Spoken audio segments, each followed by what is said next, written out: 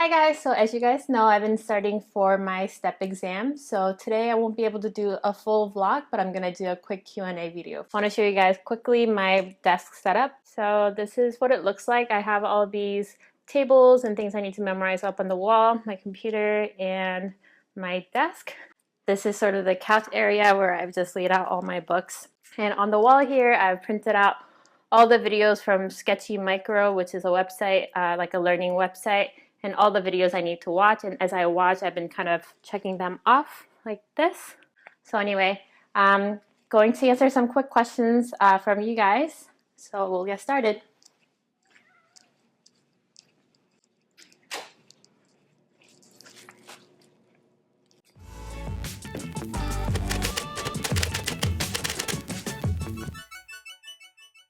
So the first question is from Catherine, and she asked, how much time do you devote to studying per day? And I would say during the first 2 years of med school, I devoted anywhere from 0 hours to 6 to 7 hours a day studying. Obviously, right before exams, I would study a little more. I would pretty much study all day, but there are days when I just do lecture and I don't study at all after. Lecture at my school ran from 9 to 12 on a short day and 9 to 3 or 4 on a long day. Okay, the next question is from Chelsea. She asked, I love your glasses. What is it? My glasses are from Tom Ford and they are TF5237 model.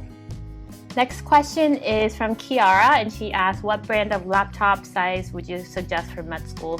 And I think it really doesn't matter. I personally use a MacBook Air 11-inch just because it was the lightest MacBook that I could find. I don't think it really matters whether you go MacBook or PC, just as long as you don't mind bringing it to school every day. Next question is from Zion Tony, I think that's how you say it.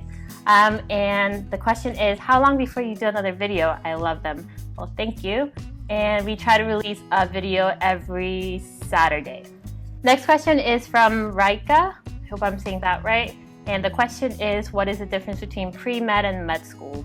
Pre-med means that you're doing a certain type of program during your undergrad degree, so your bachelor's degree basically. So you're going to be taking a certain type of classes and you're going to be preparing to go to med school. So it's not quite med school, but you're basically doing a certain type of course load and preparing for med school. Next question is from Style and Prep, and she asked, what did you major in during undergrad? I majored in neuroscience and behavior from Barnard College. Next question is from Alyssa, and she asked, what is STEP? And this is a question that I get a lot. So in order to become a licensed doctor, you need to take 3 STEP exams. So there's Step 1, Step 2, and Step 3. And they're taken throughout med school and the first year after your residency. And that will allow you to be able to practice in whatever state that you're in. So it's not enough to just have your MD, you have to pass all your STEP exams. Patricia asked, what time do you go to bed? I would say this varies a lot. During the school year, I would try to go to bed sometime between 10 and midnight. If I have to wake up earlier, obviously I would go to bed earlier. If I know that I can sleep in, I would go to bed later. Jennifer asked, may I ask where your watch is from? So my watch is from Withings. It's called Activité Watch, and it basically tracks all your activities and your sleep, and you can get it on Amazon, and there's an app that comes with it that you can have on your phone, so you can see all your progress throughout the day. Gemma asked, how much essay writing is there in medical school? And I'm very glad to say not very much.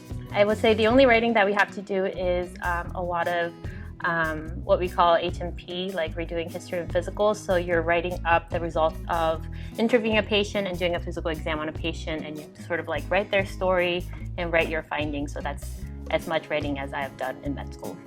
Mikey Jojo asked, what camera do you use? So the camera that I'm using right now to film this is Canon 60D, but most times I'm using my phone, iPhone 6S, or I'm using my Samsung, it's like NX Mini something. I got it from my parents. Starlight567 asked, not a lot of people in lectures, is that normal?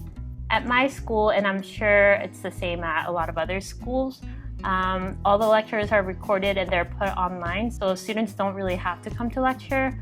Some students still choose to go to lecture, but I think medical schools for the most part want to cater to your schedule and your study habits. So there are certain lectures that are mandatory, but a lot of lectures are not mandatory. So it's normal for a lot of students to just skip lectures and watch it at home. Starlight567 also asked, would you say it is more beneficial to go to lectures? And I think that really depends. Sometimes, yeah, it's good to go to lecture instead of sort of get it over with in the morning so you don't have to worry about it later on. But if you're the type of person who likes to take a lot of notes and you have to stop the recording and write your notes or go back and listen to it, then it might be better if you stay at home and watch the online lecture. So it really depends on the person. And this is a very good question. What would you tell someone who isn't sure they want to go into medicine yet? I think going to medical school is a pretty big decision, and I think you should only do it if you're sure that you want to go into medicine, because obviously it's a very big time commitment and a huge financial investment as well. A very good way to find out whether you are really right for this field is to shadow and be as exposed as possible to the medical field. So I worked as a receptionist at an ENT doctor, and I also volunteered at hospitals and emergency rooms. So I was very exposed to the medical world and I could see what the doctors did. And even when I was working as a receptionist, I was always very curious about what was going on with the patient. And I wanted to know what the doctor was doing to help the patient. So if you expose yourself to the field, you go shadow, volunteer, whatever it is, then you'll know if the field of medicine is right for you. So that's it for the Q&A. Thank you so much for asking all those questions, and feel free to leave more questions down below in the comment section, or you can tweet at me at this Twitter handle right here, or you can go to my Instagram and leave a comment there also. And now I'm gonna get back to studying.